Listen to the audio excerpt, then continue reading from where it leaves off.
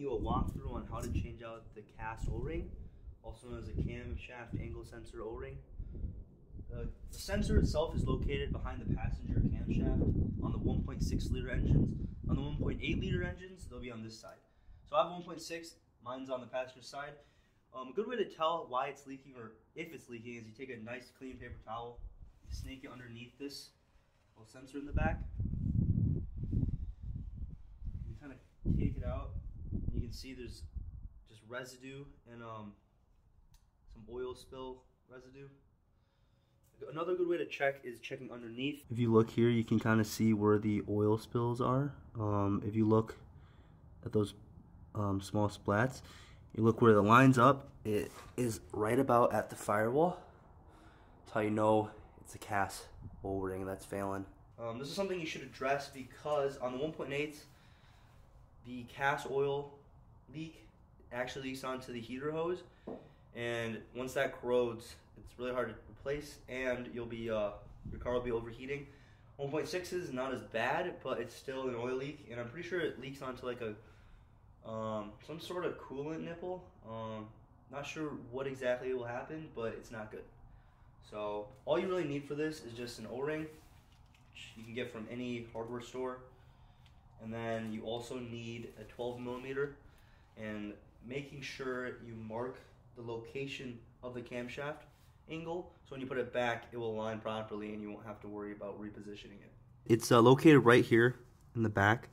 What you have to do is you kind of have to unplug these fasteners. You got this O2 sensor, I'm not sure what, the ignition sensor, and the cam sensor itself. You unplug those and you'll be able to see the CAS itself. Okay, I cleared away some of the wiring. They're all part of the same harness. So just kind of put that off to the side. And then what you'll see here is the CAS itself. I made this little indentation here. This is where the sensor mats to the block.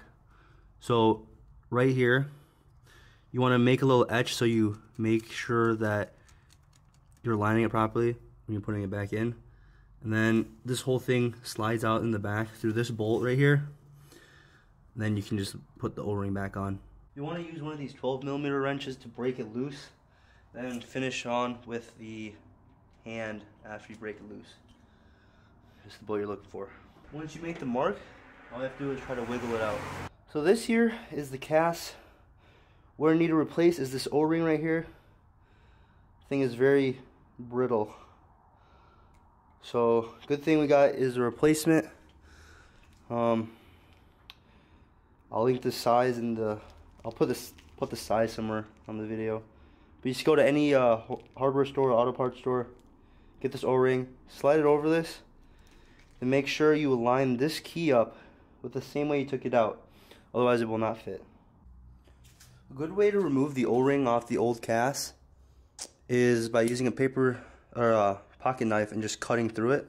The thing is so brittle that it cut instantly. You can just peel it off without worrying about damaging the other parts of the metal. Getting on though, we'll see how that works out.